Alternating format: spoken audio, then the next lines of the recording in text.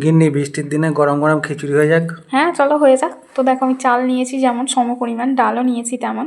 আর চাল ভালো করে ধুয়ে নিয়েছি, আর তারপরে দেখো হাঁড়িতে দিয়ে দিলাম, চাল নিয়ে গ্যাসে বসিয়ে দিয়েছি। আর তারপর আলুগুলোকে আমি ভালো করে ভেজে নিলাম নুন হলুদ দিয়ে। আর এদিকে আমাদের ঘরেতে সবজি ছিল বিনস আর গাজর, তো আমি সেটা দিয়েই করেছি। তোমরা চাইলে আরও সবজি অ্যাড করতে পারো।